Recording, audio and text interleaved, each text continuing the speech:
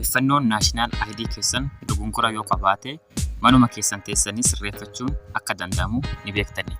Hin beektan yoo ta'e viidiyoo kana dhaggeeffadhaa. Akkasumas viidiyoon kun viidiyoo namoota hedduu fayyadu waan ta'eef sheer gochuudhaan nama biraan ga'a. Akkuma isiniin jedhe maqaan keessan yookaan barri dhaloota yookaan gandi keessan yookaan ammoo godinni keessan gabaabumatti odeeffannoon naashinaal ID keessan keessaa tokko yoo dogongora qabaate bilbiluma harka keessaniin qabdaniin osoo gara iddoo galmeedhaa hin deemne jechuudha. Mana keessan teessanii sirreessuu ni dandeessu jechuudha.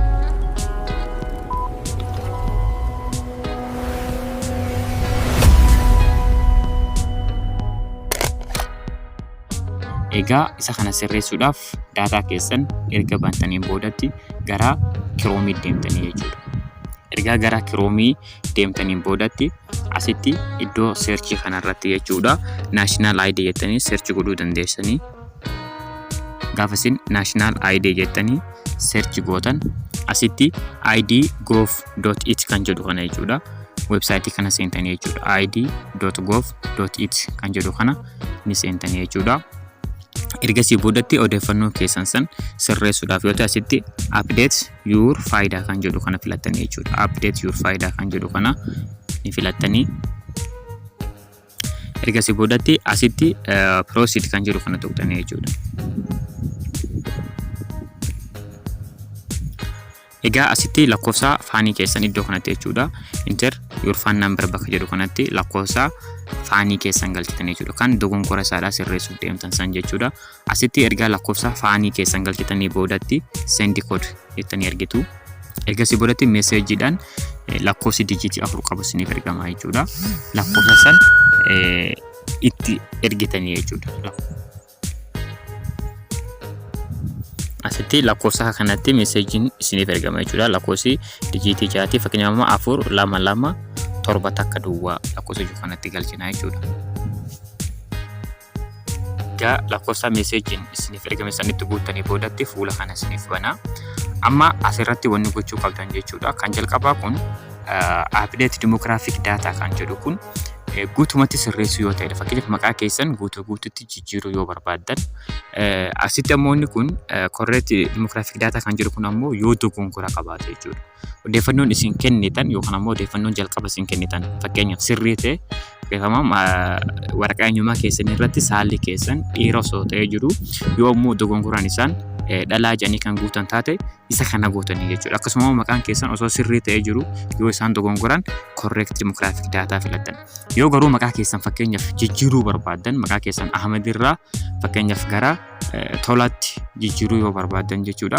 Asitti update demographic data kan jedhu kana filattanii jechuudha. Garuu jijjiiruudhaaf maal isin barbaachisa? Ragaalee amanamoo isin barbaachisa jechuudha. Fakkeenyaaf waraqaa barnoota ta'uu danda'a, ragaa barnootaa jechuudha. Akkasumas immoo ragaa mana murtii irraa kenname ta'uu danda'a. Gabaabumatti odeeffannoo keessan sun sirrii ta'uu isaadhaa kan isaan irraa ilaallatan isin barbaachisa jechuudha. Bakka update demographic data kan jedhu kan Itoophiyaa isinitti agarsiisu asitti. Egaa akkasitti update demographic data yeroo tuqxan iddoo kanatti jechuudha. Demographic data jijjiiruu barbaadan edit kan jedhu kana tuqxanii jechuudha. Asirratti demographic data irratti wanni jijjiiramu maqaa, saala, akkasumas immoo naashinaalitii fi naashinaalitii gaaf jennu lammummaa jechuudha. Bara dhalootaa keessan jijjiiruu yoo barbaadan demographic data kan jedhu kan edit kan yeroo tuqxan akkasitti jijjiiruu dandeessan jechuudha. Yeroo tuqxan edit gootanii erga sirreessanii boodatti asitti jechuudha. Proof of identity kan jedhu kan tuquudhaan wanta ol maal fakka jijjiirtan ragaa jechuudha. Ragaa keessan san asitti tuquudhaan upload document kan jedhu kan yeroo tuqxan dokumentii itti ergitan san jechuudha. Fakkeenyaaf mana murtii irraa maqaa keessan yoo kan jijjiirsiiftan ta'e upload document jettanii suuraa kaaftanii suuraa san itti ergitan jechuudha. Ergasii boodatti gadi bu'uudhaan submit kan jedhu kan tuqxanii jechuudha. Yoo ammoo adreesii keessan jijjiiruu kan barbaadan ta'e asitti adrees kan jedhu kana edit godhuudhaan naannoo fakkeenyaaf region kan jedhu kun naannoo jijjiiruu yoo barbaadan naannoo Amaararraa gara naannoo biraatti jijjiiruu yoo kan barbaadan ta'e jechuudha. Edit kan jedhu kana tuquudhaan akkasumas ammoo zone godina jechuudha. Waradaa phone number lakkoofsa bilbilaa keessan jijjiiruu yoo kan barbaadan ta'e emailii akkasuma jijjiiruu yookaan ammoo si dabaluu kan barbaadan yoo ta'e isa kana adrees kan jedhu kana tuquudhaan sirreessan jechuudha. Garuu demographic data kan jedhu kanarratti ammoo akkuma isiniin jetti maqaa keessan, saala, naashinaalitii fi date of birth kan jedhu yookaan ammoo bara dhalootaa keessan asiin kan sirreessuu dandeessanii jechuudha.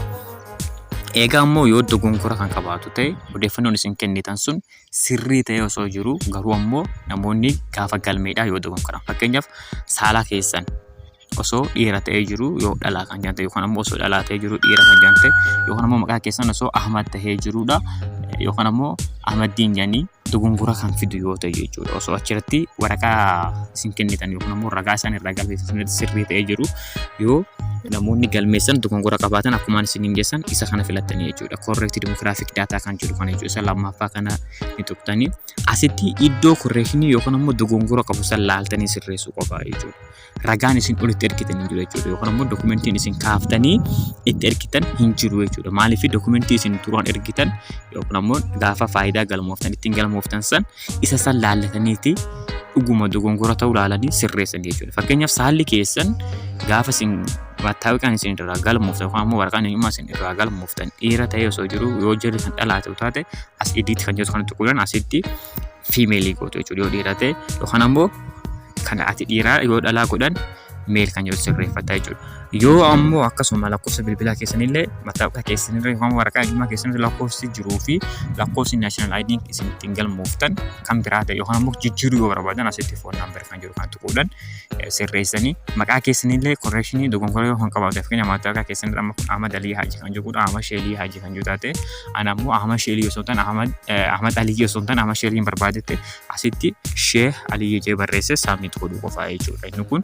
waan itti ergitan isin hin barbaachisu jechuudha. Asitti fakkeenyaaf demographic data jee nationality biyya jijjiiruu yoo barbaadan date of birth bara dhalootaa keessan jijjiiruu dogongora yoo qabaate jechuudha. Inni kuni submit kan jedhu kan tuttanii jechuudha.